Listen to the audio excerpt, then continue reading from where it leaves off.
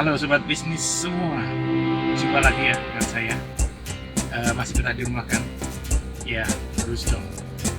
Apalagi beberapa daerah sudah menerapkan PSBB, pembatasan sosial berskala besar. Ya, jadi membatasi, tidak harus di rumah. Kalau memang penting sekali misalnya mencari kebutuhan pokok, ya itu bisa keluar. Tapi sebisa mungkin untuk nggak keluar, ya di rumah saja, bisa menggunakan segalanya secara online bagi yang bisa tentunya. Tapi bagi yang nggak bisa, yang terpaksa harus keluar, ya nggak apa-apa. Cuma ya hati-hati saja, tetap ikuti aturan-aturan yang ada. Ya, pertama yang penting adalah pakai masker dan juga sering cuci tangan bila habis memegang uang atau habis memegang barang tertentu mungkin di jalan dan lain sebagainya. Kemudian juga ketika masuk ke sebuah ruang, misalnya ke minimarket itu buka pintunya jangan pakai tangan tapi pakai siku. Kemudian juga kalau mau ke ATM ya menekan tombolnya juga harus pakai tisu ya, atau menggunakan sarung tangan. Oke. Ya pokoknya ikuti semua aturan yang ada. Oke, di sini saya mau melanjutkan apa yang kita bahas tentang bisnis di masa krisis semacam ini. Tapi maaf, saya bukan berarti di sini menggurui ya. Saya bukan guru, bukan mentor ya, tentang bisnis tentunya. Saya hanya orang yang berbagi di sini. Dalam video ini saya berbagi apa yang saya dapat dari berbagai seminar yang saya ikuti. Ya, di masa ini kan banyak sekali webinar, seminar online tentang bisnis di masa krisis ini. Nah, seminar-seminar yang saya ikuti itu, ilmu yang didapat, pengetahuan yang didapat, saya ceritakan di sini. Bagian-bagian penting dari apa yang disampaikan di seminar itu, saya sampaikan, saya sharing dengan kalian semua. Jadi sekali lagi, bukan menggurui. Oke, jadi kita sharing, siapa tahu dari ilmu-ilmu yang saya serap dan saya berikan pada kalian semua, ada yang nyantol di saya atau bisa jadi nyantol di kalian. Mungkin kalian yang lebih sukses dari saya ya, karena kalian bisa menyerap ilmunya dan bisa mengejawantahkan ilmu tersebut ke dalam kehidupan kalian, ke dalam bisnis kalian, akhirnya bisnis kalian maju. Itu tujuan saya. Jadi bukan menggurui. Ya, jadi silahkan disimak. Mungkin nanti akan ada episode yang lain untuk bisnis di masa krisis ini. Oke, kali ini saya akan berbicara tentang promosi. Bagaimana promosi di masa krisis semacam ini, karena promosi itu bagian yang sangat penting, sangat vital sekali dalam sebuah bisnis. Tanpa promosi tentunya ya produk yang kita tawarkan tidak dikenal oleh orang. Jadi promosi ini sangat penting. Mungkin ada yang bilang bahwa promosi ini membuang-buang uang. Bukan. Promosi ini adalah sebuah investasi jangka panjang ya, untuk mengenalkan produk kita, sehingga produk kita bisa diketahui oleh masyarakat luas. Nah, memang banyak cara berpromosi. Ada cara-cara yang mengeluarkan banyak dana, ada yang cenderung sedikit ya, itu tergantung dari masing-masing bisnisnya. Sebenarnya berapa sih kira-kira dana untuk promosi? Ya tergantung kita mampunya seberapa. Tapi kalau bisnis yang sudah berjalan pada umumnya itu ya sekitar 10-15% lah dari keuntungan itu dipakai untuk promosi. Memang ada juga yang lebih dari itu. Konon promosi itu bisa juga lebih besar dari biaya produksi. Itu bisa saja terjadi. Nah, kembali semua tergantung pada kebutuhan kita untuk berpromosi itu. terutama untuk bisnis-bisnis baru. Kalau bisnis-bisnis baru jelas itu membutuhkan promosi yang gencar-gencaran, promosi yang sangat besar, ya. Dana pun juga besar. Makanya ketika kita memulai sebuah bisnis, itu modalnya tidak cuma buka kios, sewa kios, kemudian beli bahan-bahan dan lain sebagainya, tapi masuk juga untuk promosi ini, ya.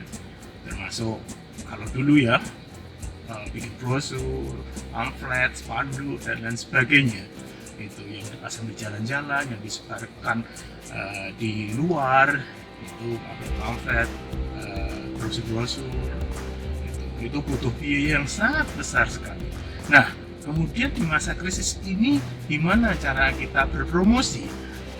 Pertama, agar tidak keluar banyak dana, karena tentu saja di masa krisis semacam ini kita harus bertahan, kita harus menghemat uang, ya. Jadi kita harus melakukan promosi dengan dana seminimal mungkin, ya. Kemarin sudah saya singgung di episode yang pertama, bisnis di masa krisis ini kita bisa menggunakan media sosial. Media sosial ini bisa menjadi alat yang sangat ampuh sekali, yang sangat tepat untuk berpromosi, dan murah tentunya. Bahkan ada banyak yang gratis, seperti yang saya katakan di grup-grup, ya, grup WhatsApp, ya, grup Facebook. Kemudian bisa bikin Instagram, ya, itu biayanya sangat murah sekali.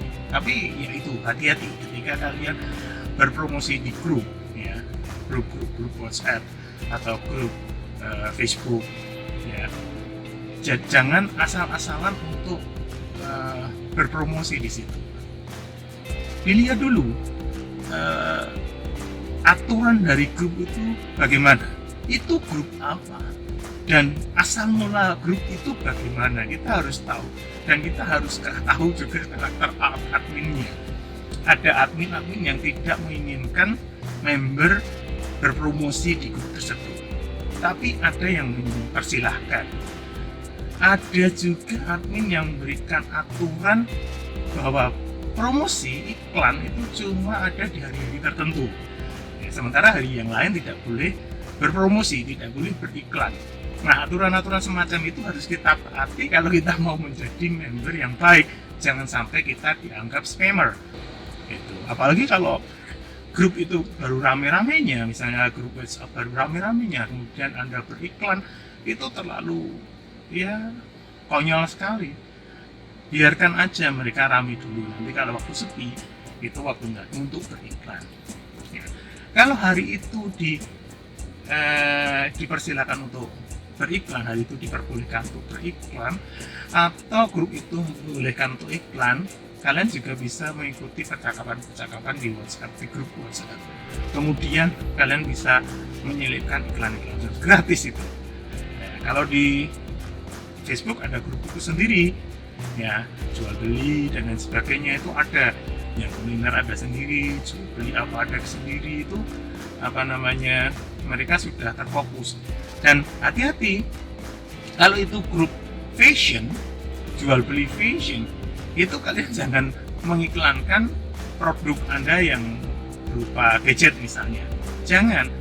Atau kalau itu grup fashion, jangan mengiklankan kuliner, ya. Jadi harus kita bisa melihat kondisi dari grup tersebut. Caranya bagaimana? Yaitu kalian bisa melihat peraturan yang ada di grup, tata tertib di dalam grup tersebut. Kalian bisa ngecek dulu tentunya. Selain promosi yang murah, kalian juga bisa menggunakan atau memanfaatkan jasa-jasa promosi yang berbayar di media sosial. Misalnya di Instagram ada beberapa akun yang mungkin followernya banyak, itu kalian bisa cek followernya banyak, dan ini misalnya bisa ribuan lah, bisa ratusan ribu gitu. Nah, itu kalian bisa nitip untuk mengiklankan di situ. istilahnya paid promo. Jadi kalian bisa menggunakan jasa paid promo tersebut untuk menampilkan iklan produkmu di akun tersebut, ya biar bisa dilihat oleh banyak orang. Ada lagi promosi di Instagram yang disebut sebagai endorse. Kalian bisa menggunakan jasa public figure, maksud saya selebgram, orang-orang di Instagram tersebut yang followernya banyak, itu bisa menggunakannya untuk mengiklankan produk kamu, mungkin ya dengan nego bayaran berapa gitu ya. Kalau kalian bisa membayarnya dan kalian dilihat banyak orang, jadi orang tersebut ya, yang jadi tokoh tersebut akan menjadi ambasador untuk produkmu, dan yang lihat banyak ya, mungkin juga akan bisa menarik pembeli-pembeli gitu. Tapi lihat dulu jangkauan dari produkmu itu sejauh mana. Kalau lokalnya, kalian harus cari tokoh-tokoh atau artis yang lokal, selebgram yang lokal, jangan cari selebgram yang di luar sana. Mungkin hasilnya tidak seberapa ya, nggak seperti masa sebelum krisis dulu. Memang karena banyak orang yang juga menahan diri untuk membeli barang-barang yang sekiranya belum diperlukan oleh dia. Di masa krisis semacam ini, karakter orang itu mau mengeluarkan uang untuk barang-barang yang dia perlukan. Contoh untuk kuliner. Saat ini kalian nggak mungkin bisa mendapatkan job pesanan bungkusan ya, snacks untuk arisan atau semacam catering gitu untuk pertemuan, nggak mungkin. Yang kalian dapatkan sekarang mungkin ya untuk dibagi-bagikan, sedekah dan lain sebagainya. Bahkan catering sekarang tidak lagi mendapatkan pesanan untuk pernikahan, karena sekarang nggak ada acara pernikahan, makan-makan, pesta itu saat ini nggak ada. Jadi jelas penghasilannya akan menurun drastis, karena biasanya hampir setiap hari akan mendapatkan pesanan-pesanan tersebut. Nah, memang akan terjadi demikian, tapi bukan berarti kita nggak mau beriklan, bukan berarti kita nggak mau berpromosi. Tetap promosi, iklan tetap dilakukan, karena kita harus yakin bahwa masa ini, krisis ini itu akan berakhir. Entah itu kapan, karena prediksi masing-masing ahli masih berbeda-beda ya, tapi kita semua berharap bahwa krisis ini akan segera berakhir. Nah, kalau misalnya kalian merasa ini cukup lama dan dengan bisnis lamamu itu belum begitu menghasilkan sesuai yang kamu butuhkan saat itu, untuk bertahan aja susah, kalian bisa seperti yang saya katakan di vlog sebelumnya, kalian bisa bermanuver dengan berbisnis produk lain ya, seperti misalnya yang saya katakan masker ya. Banyak orang bikin masker, termasuk juga APD ya, tapi memang nggak sesuai dengan kebutuhan medis lah. Mungkin seperti masker ini kan masker homemade, jadi buatan pribadi, dan mungkin banyak kelemahannya untuk menangkal virus, tapi setidaknya banyak dibutuhkan oleh masyarakat karena ada himbauan dari pemerintah untuk menggunakan masker meskipun cuma homemade. Jadi ini sangat dibutuhkan, setiap orang membutuhkan mencari masker. Kalian bisa mencoba untuk bisnis ini meskipun sudah banyak yang melakukannya.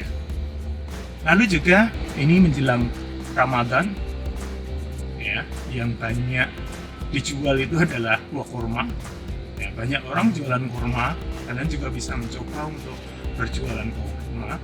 Dan kemarin saya juga mengatakan bahwa banyak orang yang di rumah, banyak waktu di rumah, mereka menggunakan waktunya untuk hal-hal yang sepele, misalnya mainan HP, mainan game, cuma berkebun, pokoknya kegiatan yang ada di rumah. Nah, ketika sebuah keluarga ngumpul, anak-anak libur sekolah itu, mereka butuh untuk makan. Mereka pasti makan. Dan keluarga-keluarga yang zaman sekarang ini banyak keluarga-keluarga yang malas untuk masak. Banyak orang yang lebih suka bersantai ya, nonton film di rumah, bercanda dengan anak-anak, keluarga, ya santai-santai, kemudian mainan HP dan lain sebagainya. Mereka banyak bersantai. Nah, mereka yang punya uang, masih punya uang, tidak ingin masak, mereka masih mencari makanan di luar. Ya, itu yang diharapkan oleh pedagang kuliner. Termasuk banyak keluarga yang menyiapkan makanan-makanan yang tahan lama. Jadi kadang punya anak yang susah makan, mereka menyiapkan sosis itu yang gampang-gampang lah, yang tinggal digoreng kemudian disajikan ke anaknya. Anak suka, pokoknya makanan-makanan yang disukai anak-anak. Nah, anak-anak sekolah itu kalian tahu sendiri kan, makanan-makanan yang disukai seperti sosis, nugget, kemudian juga yang baru hits sekarang sempol. Ya, kalian bisa mencoba makanan-makanan frozen ini untuk ditawarkan ke keluarga-keluarga tersebut. Termasuk apa ya namanya?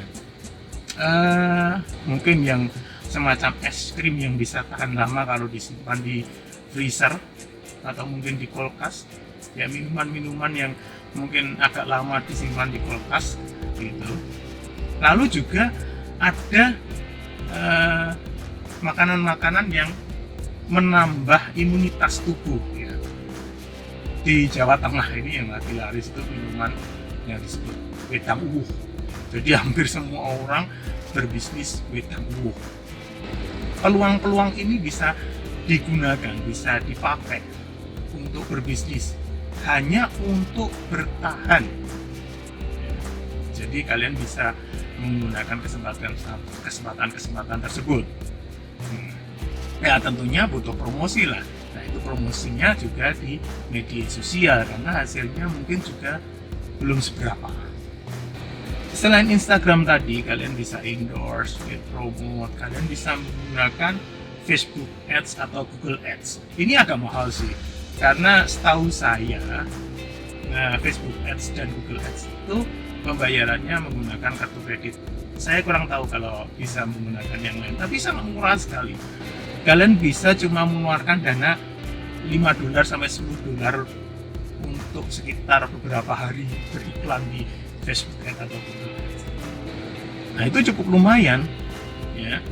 Cuma kalau dilihat efektif atau tidaknya tergantung produk dan tergantung kemampuan kalian dalam membidik pasar di Facebook. Di Facebook Ads sama Google Ads itu ada poin-poin di mana kalian harus memilih iklan ini harus dilihat oleh siapa. Nah, ini harus pintar-pintar di situ. Kalian bisa belajar tentang Facebook Ads ini, ya bisa trial and error lah, atau kalian bisa cari-cari buku tentang Facebook Ads ini, atau belajar online dengan orang-orang yang sudah ahli di bidang ini. Kalau Facebook Ads itu iklan kita akan ditampilkan di timeline atau di wall orang-orang ya, yang kalau kalian lihat tuh ada status yang di bawah namanya itu, di bawah nama akunnya itu tulisannya sponsor gitu.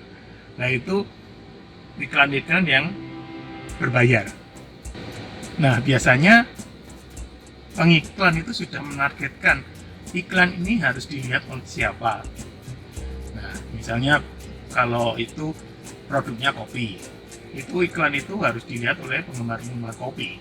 Jadi seperti saya, di Facebook saya sering ada iklan-iklan sponsor begitu yang berhubungan dengan kopi, buku. Saya suka buku, di Facebook itu udah tahu. Dia membaca keterangan-keterangan yang kita isi waktu itu, kemudian juga mungkin dari status-status yang kita tulis, yang grup yang kita like dan lain sebagainya. Facebook itu sangat pintar sekali membaca itu. Beda dengan Google Ads. Kalau Google Ads itu nanti iklan kita akan biasanya kalau yang bentuk video akan muncul di YouTube. Ya, YouTube itu kan punya Google. Iklannya Google itu akan muncul di YouTube kalau itu bentuk video. Tapi kalau yang statis yang gambar biasa itu biasanya akan muncul di web orang.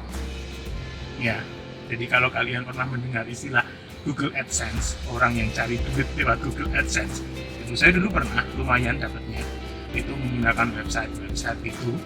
Nah, itu kita memasang iklan-iklan dari Google yang dipasang di website kita.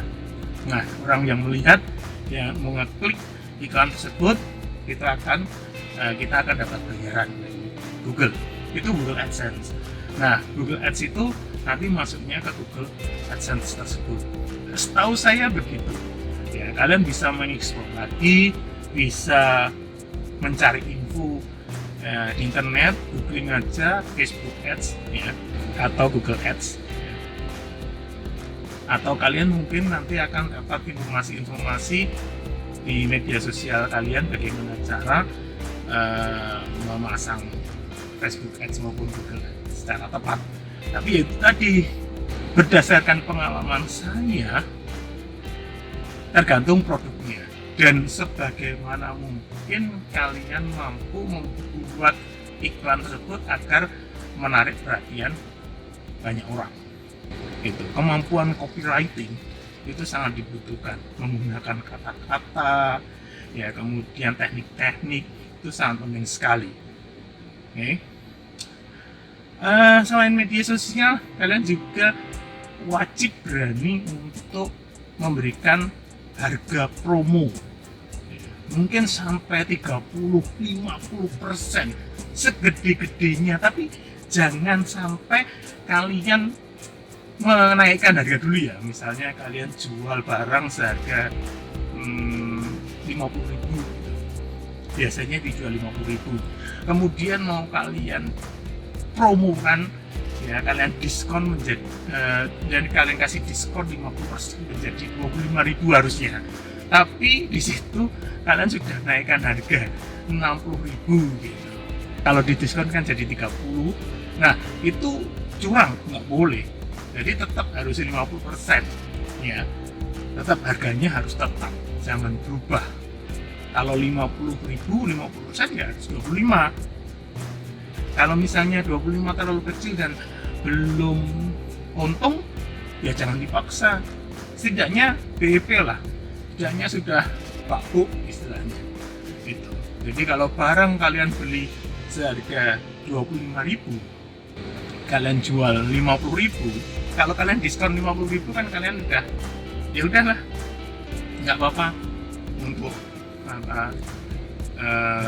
biar barang ini terjual daripada barang tidak terjual. Apalagi kalian yang jualan kuliner, ya kan, bahan-bahan untuk kuliner itu kadang kan ada kadaluarsanya berapa lama gitu. Jadi kalau sudah lama, segera didiskon sebesar mungkin, setidaknya kalian nggak rugi, nggak dibuang gitu. Kalau pengalaman saya sih untuk kuliner, barang-barang yang istilahnya belum bau, ya belum kadaluarsa tapi sudah mendekati, itu daripada itu busuk dibuang, mendingan di diskon sebesar mungkin, untungnya juga seminimal mungkin. Kalau perlu ya nggak usah untung, nggak apa-apa, daripada dibuang. Tapi kalau misalnya di diskon pun nggak laku, masih ada sisa, ya udah, daripada dibuang, kita sedekahkan, kita bagi-bagian saja, ya, hitung-hitung sedekah itu tadi. Semacam itu. Jadi banyak promo yang bisa kita lakukan. Ingat, promosi itu bukan membuang uang, bukan membakar uang, tapi promosi itu investasi jangka panjang. Diperhatikan itu, ya. Mungkin nggak saat ini hasilnya, mungkin nanti beberapa bulan ke depan dengan promosi segencar-gencarnya di masa krisis ini, akhirnya banyak orang yang mengenal produk kalian, ya, ada yang sempat menyimpannya, iklan kalian tersebut. Nah, itu di kemudian hari, mungkin setelah masa krisis ini, dia akan teringat, ya, lalu akan menjadi pelanggan kalian. Bisa jadi gitu. Jadi jangan berhenti untuk berpromosi, lakukan segencar-gencarnya, sebisa-bisanya, semurah-murahnya, ya, sambil bertahan sampai kris ini selesai. Oke, ya. Tetap di rumah, jangan kemana-mana. Kalau mau kemana-mana, jangan lupa ikuti aturan. Salah satunya pakai masker. Siap? Semangat, tetap semangat, harus semangat. Sampai jumpa di episode berikutnya.